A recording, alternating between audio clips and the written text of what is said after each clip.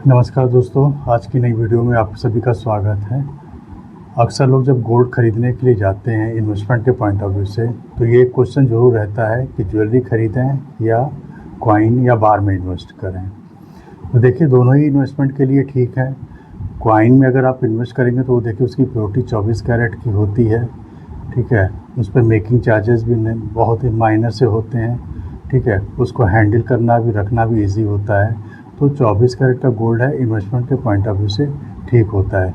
लेकिन मेरा सजेशन ये है कि जब भी आप 24 कैरेट का गोल्ड लें, 24 कैरेट का कॉइन लें या बार लें, तो एक प्रॉपर इनवॉइसिंग के साथ लें, उसका बिल वगैरह ज़रूर लीजिएगा आप, ठीक है। अब आती है बात कि दूसरा ऑप्शन है कि आप ज्वेलरी ख़रीदें कि ना ख़रीदें। तो आप ज्वेलरी भी ख़रीद सकते हैं, ठीक है ना। ज्वेलरी ख़रीदने के देखिए दो फ़ायदे होंगे।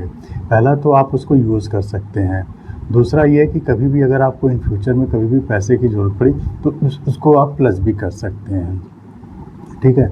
पर ज्वेलरी में सिर्फ फ़र्क ये है कि ज्वेलरी में आपको 22 कैरेट की ज्वेलरी मिलेगी, कॉइन जब आप लेंगे तो वो 24 कैरेट का होगा और उसकी प्योरिटी ज़्यादा होगी, बट उसमें मेकिंग चार्जेस कम होंगे। इसमें मेकिंग चार्जेस ज़्यादा होंगे, 22 कैरेट होंगे, बस इसकी यहाँ पे पेमेंट आप 22 कैरेट का ही करेंगे।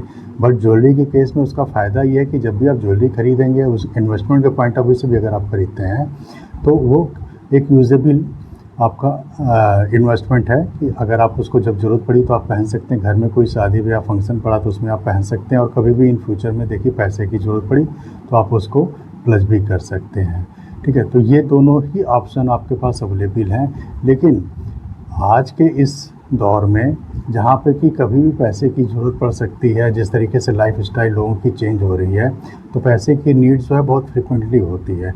कॉइन के केस में क्या होता है, प्लस करने के लिए अगर आप जाएंगे अगर आपको कभी पैसे की ज़रूरत पड़ी तो आपको पहले तो उसको आपको सेल आउट करना पड़ेगा।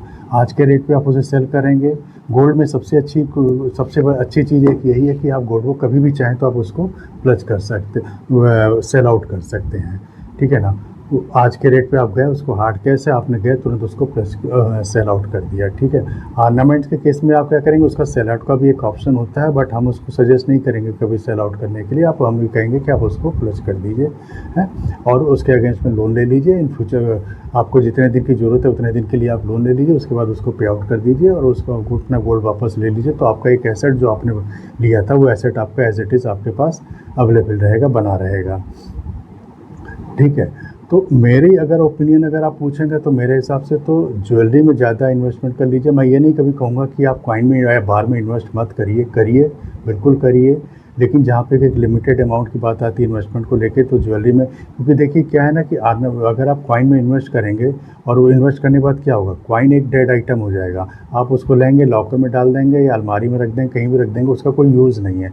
बट अगर आप ज्वेलरी में कभी भी आप इन्वेस्टमेंट करते हैं तो ज्वेलरी तो कभी भी फंक्शन हुआ घर में तो उसमें पहन सकते हैं, कभी बाहर जाना हुआ तो पहन सकते हैं, और कभी भी पैसे की ज़रूरत पड़ी तो आप उसको यूज़ भी कर सकते हैं। लोन के शेप में भी आप उसको यूज़ कर सकते हैं। तो अगर मेरी पर्सनल ओपिनियन अगर आप पूछेंगे तो मैं हमेशा ये सजेस्ट करूँगा कि आप उसको ज्वेलरी लीजिए, जो कि आप पहनने के भी यूज़ में एक यूजेबल एक वो एसेट आपका रहेगा, ना कि एक डेड आइटम आपका रहेगा, ठीक है। क्योंकि देखिए क्या है कि अभी जो आरबीआई की भी जो नई गाइडलाइंस आई है, उस गाइडलाइंस के हिसाब से भी आप 1 अप्रैल से जो नई गाइडलाइंस हैं लोन के लिए भी, अगर आप इन फ्यूचर कभी अगर आपको पैसे की ज़रूरत पड़ती है, तो अगर आप ये सोचते हैं कि नहीं चलो हम सेल आउट नहीं करते हैं, इसके बदले में हम लोन ले लेते हैं, तो मैक्सिमम जो परमिसिबल लिमिट है वो 50 ग्राम तक की है एज़ पर आरबीआई नॉर्म्स। कोई भी बैंक होगा या एनबीएफसी होगी 50 ग्राम तक ही आपके कॉइन को लोन के फॉर्म में लेके रख सकती है, उसके अगेंस्ट में लोन दे सकती है। अब आपके पास मान लीजिए 200 ग्राम कॉइन है, तो अब आपको 4 लोगों को अरेंज करना पड़ेगा उसको प्लस करने के लिए। बट ऑर्नामेंट के केस में ऐसा नहीं है। ऑर्नामेंट के केस में आप 200 ग्राम 250 ग्राम जितना भी, अगर आप 100 ग्राम भी अगर आपके पास है तो आप उसको रख के आप प्लस कर सकते हैं, उसमें कोई दिक्कत नहीं है। तो मेरी जो ओपिनियन है उसमें ये है कि अगर उसे ज्वेलरी के फॉर्म में अगर आप इन्वेस्ट करते हैं तो ज़्यादा अच्छा है, यूजेबल आपका एसेट बना रहेगा, आप यूज़ भी कर रहे हैं, कभी ज़रूरत पड़ी तो आप उस पर प्लस भी कर रहे हैं। और कॉइन के फॉर्म में अगर आप कर रहे हैं तो वो सिर्फ आपका एक इन्वेस्टमेंट के पॉइंट ऑफ व्यू से, लॉन्ग टर्म इन्वेस्टमेंट के पॉइंट ऑफ व्यू से है, जहाँ पे कि आप उसको या तो सेल आउट ही करना पड़ेगा आपको, या एक सर्टेन लिमिट तक ही आप उस पर लोन ले सकते हैं, ठीक है। तो ये बेसिकली मेरी जो ओपिनियन है वो यही है कि अगर आप कभी भी इन्वेस्ट करने चलते हैं, आप 24 कैरेट में भी इन्वेस्ट करिए। मैं कभी ये नहीं कहूँगा 24 कैरेट में इन्वेस्ट मत करिए, बिल्कुल करिए, कॉइन लीजिए, बार लीजिए। लेकिन अगर आप एक लिमिटेड वे में अगर आप जाना चाहते हैं तो मेरा सजेशन ज्वेलरी पे ज़्यादा रहेगा। आप कॉइन में भी करिए, थोड़ा कॉइन में कम कर दीजिए, ज्वेलरी को आप बढ़ा दीजिए। आपको ये आज की मेरी वीडियो आपको कैसी लगी, इसको कमेंट में बॉक्स में ज़रूर बताइएगा मुझे कमेंट करके। ज़्यादा से ज़्यादा लोगों को शेयर करिए और सब्सक्राइब करना ना भूलिए। सब्सक्राइब करिए चैनल को, जिससे कि आगे ही चैनल ग्रो कर सके और ज़्यादा से ज़्यादा मैं इस तरह की इन्फॉर्मेशन आप सभी को दे सकूँ। Okay, thank you so much.